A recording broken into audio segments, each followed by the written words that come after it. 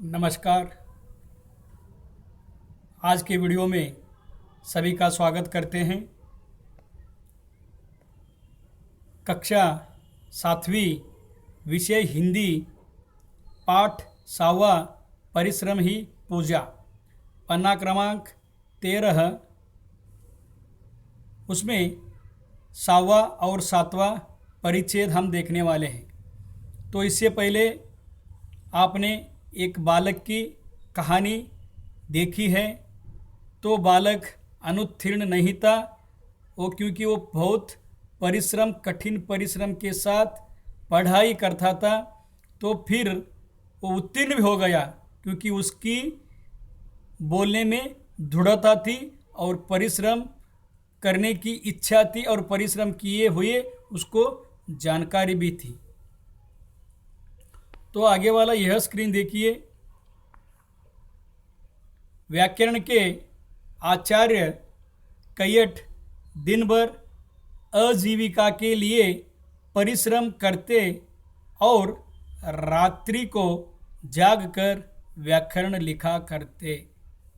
देखिए, व्याकरण के आचार्य जी ने, जो हम व्याकरण पढ़ते, संज्ञा, पूर्ण विराम, स्वल्प विराम, अवतरणिका, आश्चर्यचकित, उद्गारवाचक, ये सब व्याकरण के जो नियम है, प्रश्न चिन्ह, ये जो नियम बनाने वाले आचार्य कैयट थी ना, आचार्य कैयट जी ने तो दिन भर आजीविका के, तो जीवन के लिए कुछ काम करते थे, रोजी धंधा रोजगार करते थे, परिश्रम करते थे और रात्रि को जाग कर व्याकरण लिखा करते थे।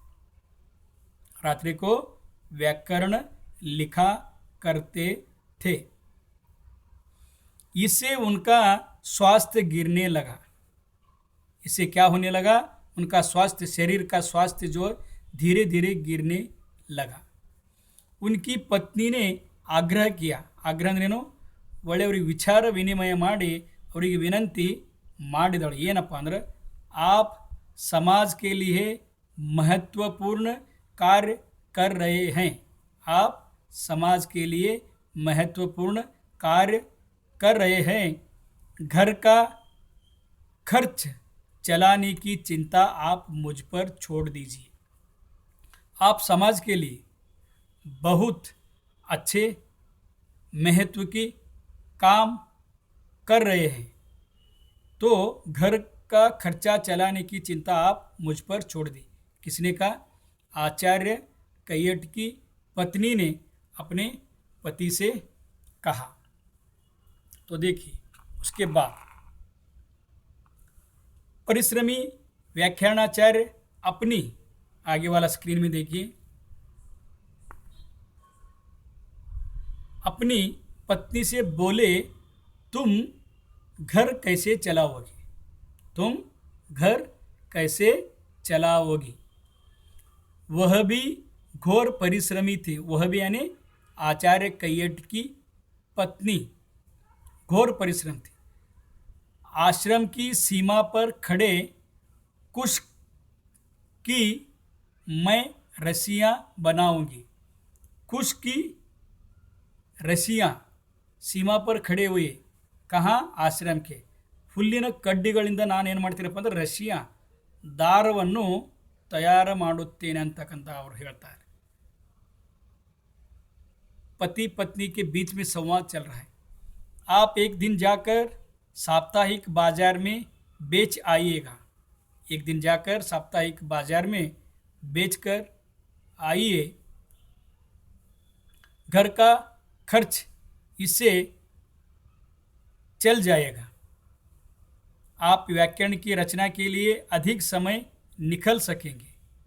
देखिए, मैं रसिया बनाती हूँ, पत्नी कहती है, मैं रसिया बनाती हूँ, आप सप्ताह में एक बार बाजार में जाकर बेच आएगी, उससे पैसा मिलेगा। उसके लिए घर का जो सामान लाने के लिए जो पैसा चाहिए वो घर भी चल जाएगा।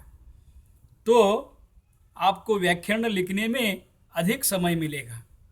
आचार्य कैयट ने पत्नी से, यानी पत्नी की बात स्वीकार की। उसकी पत्नी की बात अच्छी लगी आचार्य कैयट से, वो पत्नी की बात स्वीकार किया। व्याकरण कैयट बोले, व्याकरण कैयट बोले, क्या बोले देखिए, व्याकरण के जानकार यानी रचनाकार, वाह तुमने तो बात बना दिया, परिश्रम ही पूजा है। तुमने तो बहुत बढ़िया बात बना दी, परिश्रम ही पूजा है। श्रम से ही जीवन में देखिए सब साध्य होता है। श्रम करने से जीवन में सब साध्य होता है।